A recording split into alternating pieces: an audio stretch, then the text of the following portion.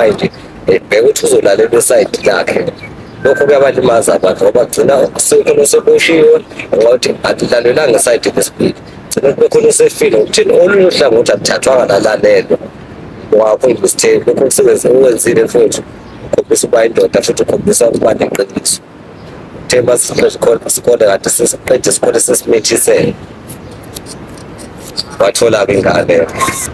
Ngazama-ke mfethu ukufuna amatoho, ungawathola amatoho, ngicela nobhuti ukuthi benginake bengiseThekwini, ngoba bengiseGoli. Hhayi, ngalitholi lelo thuba, ngagcina sengiwumahlalela-ke ekhaya mfethu.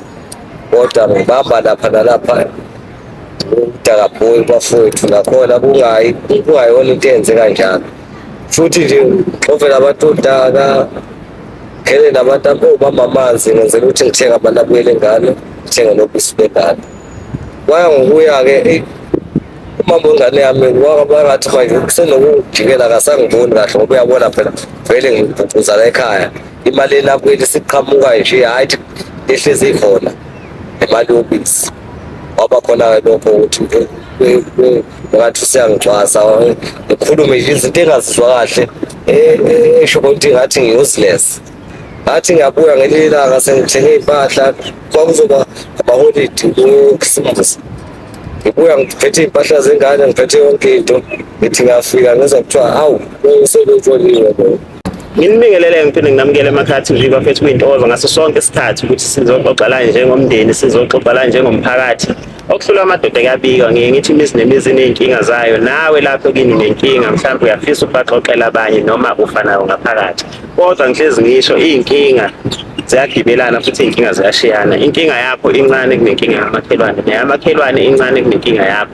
Into eyisize kanjena-ke ukukhuluma.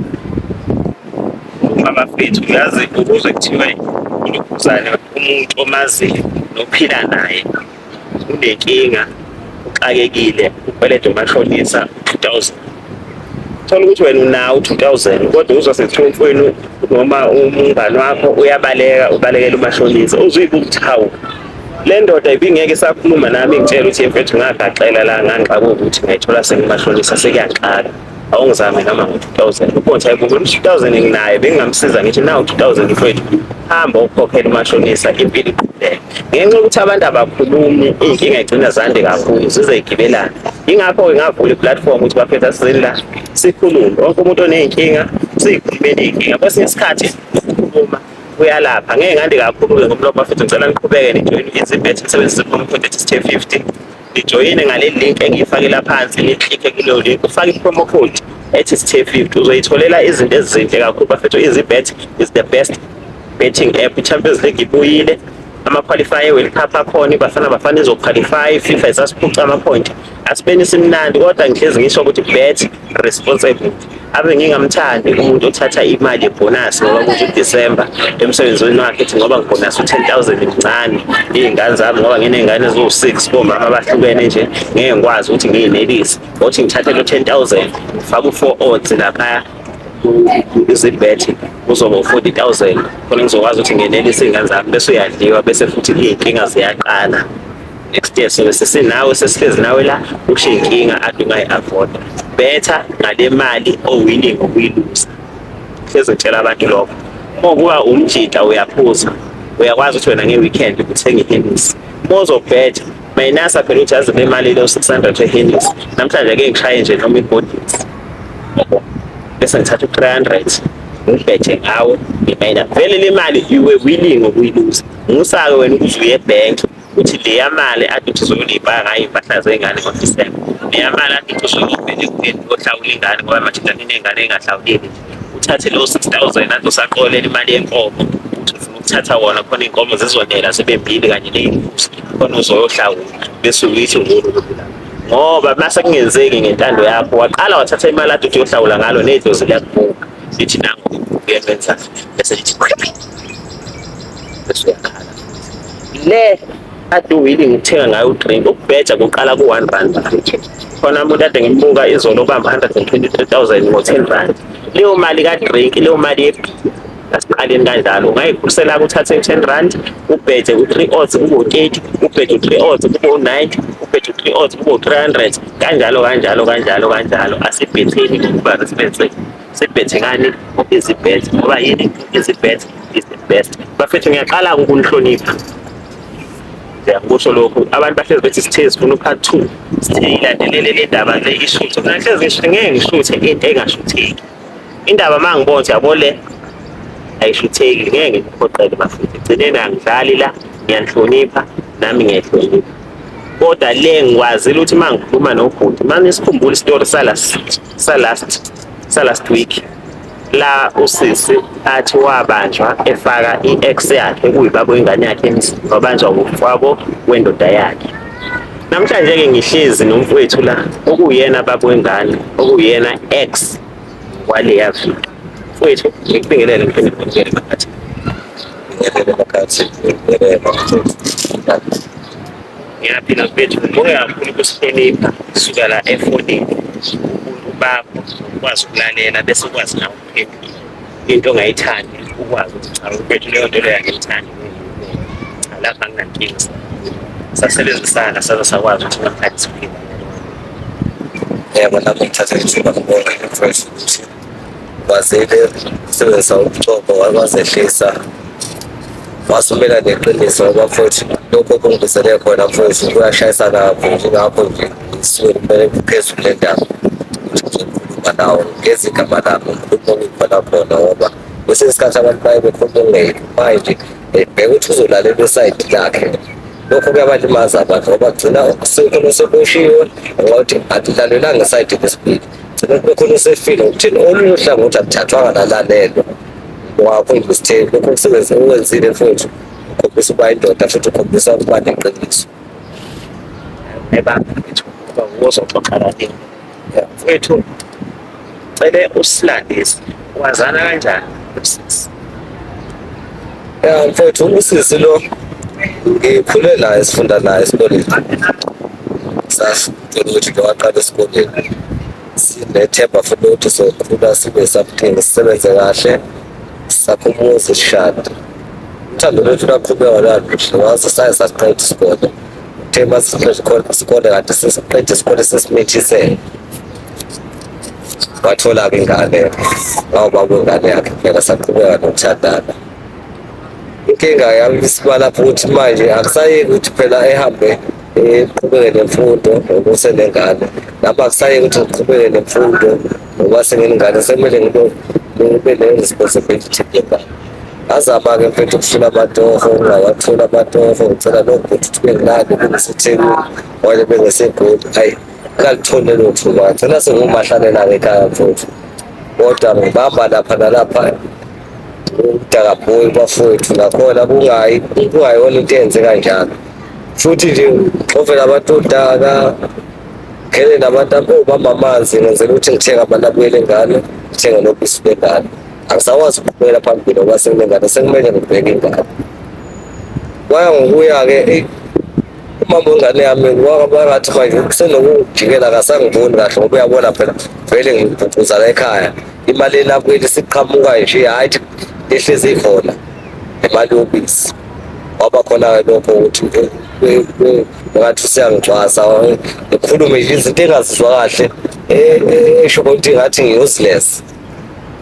Mfowethu kwaqhubeka nje sanceka kodwa siwuthando luthi ungasemnandi sengimele ukuthi mina mangithola imali nje ngihambe selo 2000 rand enganeni nami ngahamba ngawo umuntu futhi oyifunela amatoho kwenye indawo nakhona futhi impilo yangishaya nje sithe kakhulu yangishaya wangalunga lutho ey'ntweni zami ngathi ngiyabuya ngelinye ilanga sengithenge iy'mpahla kwakuzoba amaholidi kuKhisimusi ngibuya ngiphethe iy'mpahla zengane ngiphethe yonke into ngithi ngiyafika ngezwa kuthiwa awu sebetsholiwe lo ngamthola kanjani na hhayi gcine ngamtholile ngikwazi ngishiye iy'mpahla kubo phinde ngihambe wavele bese sithukana nasefonini mina into esengiyilwa nokuthi ngisaphothi ingane yami ngoba ngiyabona akasenalo uthando lwami. Wahamba ngabona ukuthi bese lokhu futhi vele ngoba besethi ngi-useless beseqombile vele nami-ke ngaphuma-ke na sengicabanga ingane kuphela athi ngizohamba mfowethu ngilahlekelwe yifoni abe saba nazo-ke inamba zakhe. Awu nami uNkulunkulu wabangakeli impilo wangathi bangconywana kanti naye uzokuvela wathola ukuthi washada wakhumuza umyeni wakhe. Ngingabaphazamisa njalo empilweni. Aqhubeka mina ngayitohela deze-ke ngizama iy'ndlela zokuthi phela manje kumele sengathi ngahambisa imali yengane ekhawuni. Ube ngezwa ingane uyithathile wahamba nayo ingane uma uhlala nayo emzini wakhe. Kwangangiphatha kahle lokho futhi, kodwa-ke ngakhetha ukufela ngaphakathi. Batshele-ke unina omncane ukuthi hhayi lapho senomphathisela, bengiyavuka-ke empilweni ngize ngibe nefoni. Kwathi ilanga limbi ngibona umuntu uyangibingelela ku-Facebook, yena nje hhayi ngibingelele nami. Hhayi siyaqala-ke senganyamalala kangaka kwenze njani. Nginganaki mina ngimchazele nje iqiniso ngoba phela ngithanda ukuba honest. Ngimtshele hhayi kahle kahle ngalahlekelwa yifoni esikhathini esiphambili, ingakho bengasatholakali. Bese ngisho ngimtshela hawu sengeze ngithuswa balokhuza, hhayi ngiyakubongela futhi. Kodwa kwangiphatha kabi ukuthi uthathe ingane yami uyohlala nayo le. Ethi ayikho into ayengayenza ngoba naye simekhaya ukuba asikho kahle. Kodwa nje ingane yami ihlezi imtshela ukuthi iyamfuna ubaba. Hhayi ngisho ukuthi hhayi ngikhona.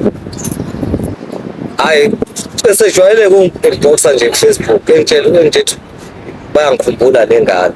Ngithi mina hhayi uma ngehla ngiza lapha emakhaya ngoyikhanda iplani ukuthi ngiyibone ingane yami, ngingayibali indaba yayo. Ezithi hawu mina-ke ngithi ngeke ngikwazi mina ukubona umuntu omunye ngoba phela kumele ngishadile, sekumele ngiwuhloniphe manje. Kumele nginake ingane kuphela ukuze ingane izokhula kahle yazi nginayo ubaba, ukuthi uwevuka nempilo kodwa uma enakho uncane uyakwazi ukungibona ubaba wami. Hhayi naye lokho engathi akakuzwa kahle ukuthi mina angisekho kuyena. Futhi-ke nawe mfowethu ungamlandela kanjani umkakho esetheka ngenyongo komunye umuzi? Angithi ngenza ubuntu ngoba ngikhulele emakhaya mfowethu, ngiyasazi izinto, angifuni ukujikelwa izinto. Hhayi ehlale ngi-inboxa ngixake ukuthi hawu lo muntu esehleze ngi-inboxa ngabe kuseyingane noma sekuyini. Kanti-ke ngelinye ilanga ngizofika siplane nawe ukuthi hhayi sizohlangana. Bese ngifika nje endaweni ngifike ngiyihlale esitolo ukuze ebagengene ngiyithengele ubhiya, ngishaya ngithenge ubhiya esitolo sangakubo.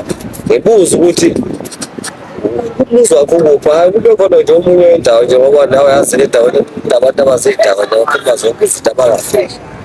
Hhayi engikhomba ukuthi hhayi kulapha. Hhayi ngesabe ukuthumela ukuthi abahambe bengibuzelayo ngoba phela ngizobe ngiyamqhatha. Athi hhayi ngizozama indlela yokuthi ngibuye bese ngimtshela ku-Facebook ukuthi ngikhona lapha ngakini lapha ngisesitolo.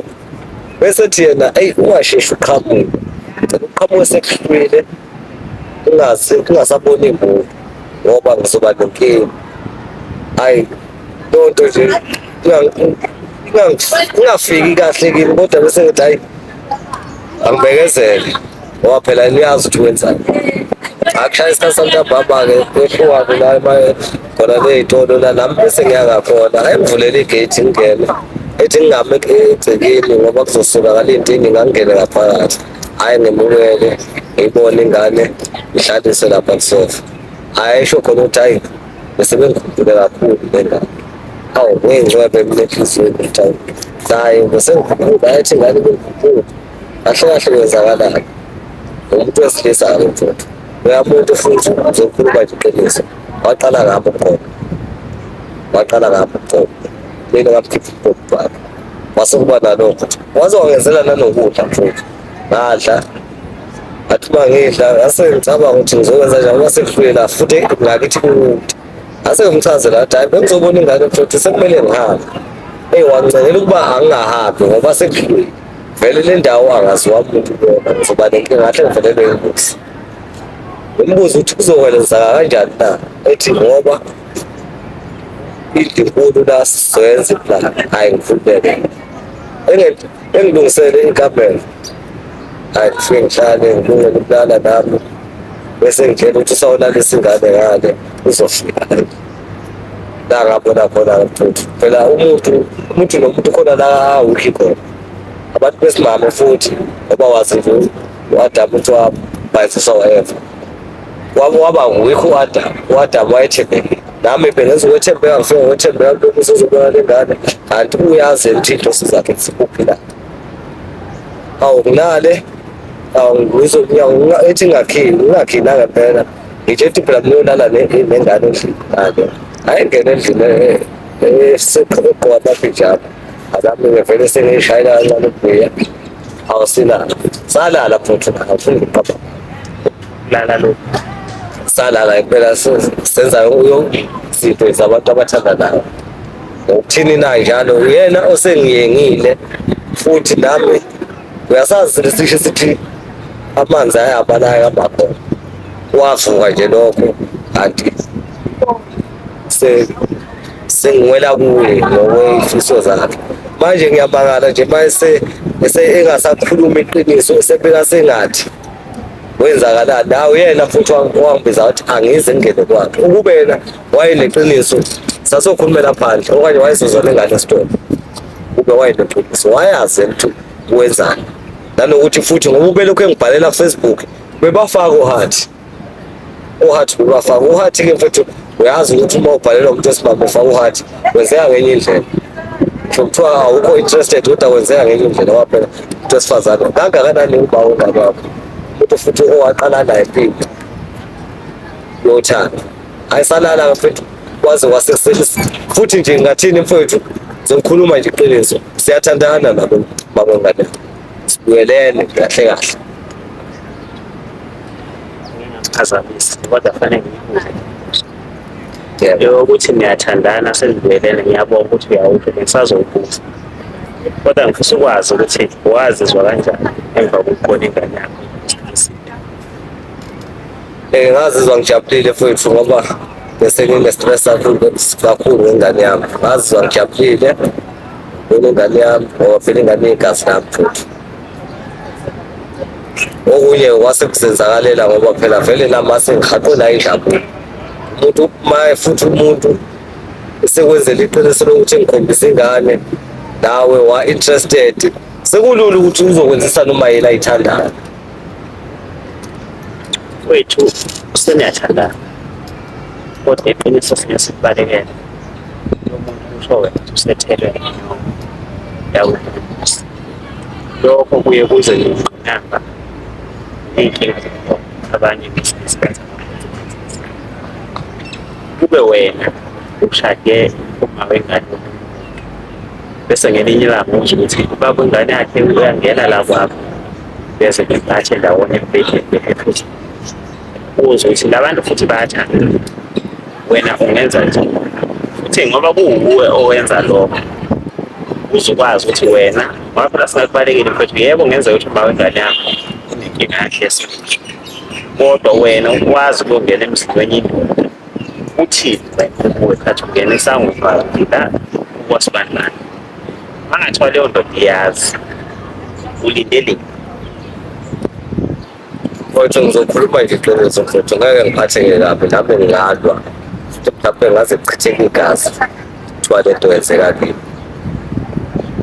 ngaze kuchitheke igazi vele ngilindele futhi yonke into ukuthi kungenzeka noma yini embi kimi ngoba vele siyami iyazi ukuthi ngecala lokho engikwenzile vele akukho emthethweni kungokakhulu ukuthi-ke waphinde waveza into esimama ukuthi cha akaneme neze emshadweni wakhe ngisho sesibethe futhi ndawonye wakugcizelela lokho ukuthi hhayi waze wangenza ukuthi angeneme sidala awukutholi ukujabula umuntu uyasebenza unemali impela ungenzela yonke into engiyithandayo kodwa mase ngithi ngizesekakamereni hhayi akangenelisi ongawuthi ngizengikhulisa wena kuba nami ithi uma ngivuka ekuseni ngekhaya ngingakwazi ukuthi wenze iwashing ngingakwazi ukuthi wenzani manje sengikwazi ukuthi nginaye uvuka ekuseni nginolaka ngeziwashing ngishanele igceke ngenze yonke into okusho ukuthi lapho lo muntu usangidinga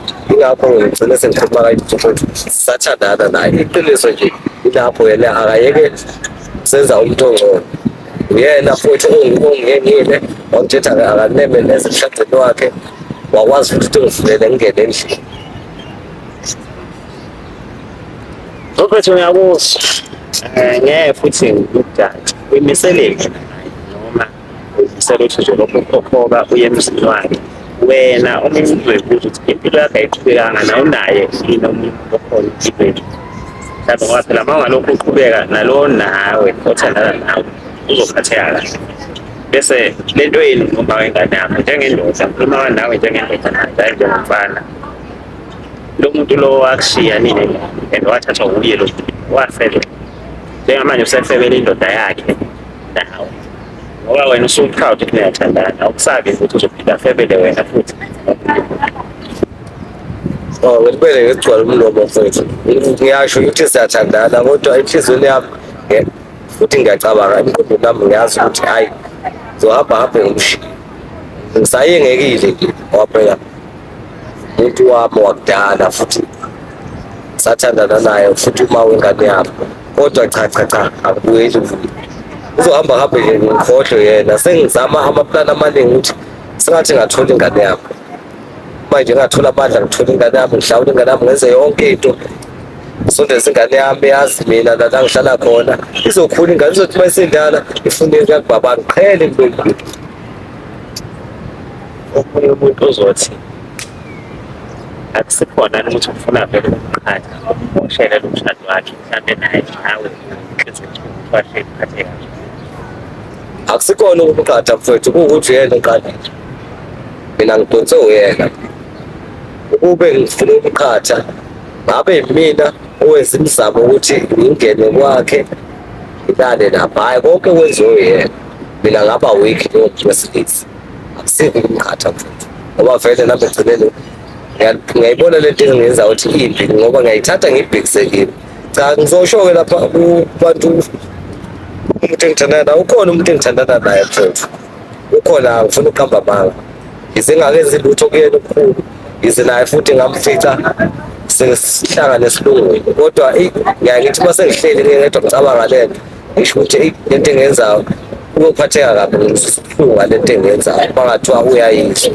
Ingakho nje bengenza kanje futhi nginesifiso sokuthi sengathi ngingalwa nokuthi ngithole ingane yami bese ngiphume empilweni yakhe.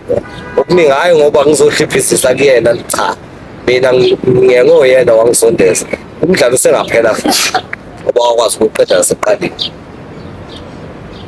Mfethu, ngiyabuzwa. Babukela emakhaya ngicathi niyabuzwa mfethu. Isitori asisafani nalesiya sishintshile.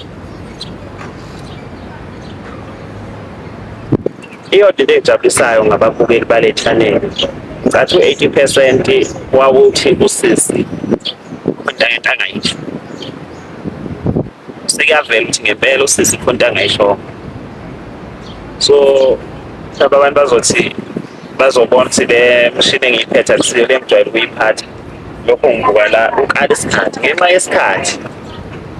Asinqamuleni bafethu leyo into. Ngiyafisa ukubuya no-part 3. Sekhona usisi, sekhona umfethu. Bhutshi owabona umfethu esephuma ekuseni, sisakhuluma naye ngasese, angifuni ukukhuluma kakhulu ngaye. Mhlawumbe naye ngelinye ilanga uzoze ezoyidinga. Engakuthi uthi emakhaya niy'phathe kahle, niwuhloniphe umhlaba. Bye-bye. Bye-bye. Futhi ngiyabonga kakhulu futhi sengikhululile ngoba kubuhlungu ukuzwa ngandlebeni kuthiwa yiwena. Uzobona ukuthi impilo yakho ayisaphephile, sengikhululile kodwa ngisondeza la ngazoyikhulumela iqiniso ngakhuluma ongaphakathi. Ngibonga kakhulu futhi.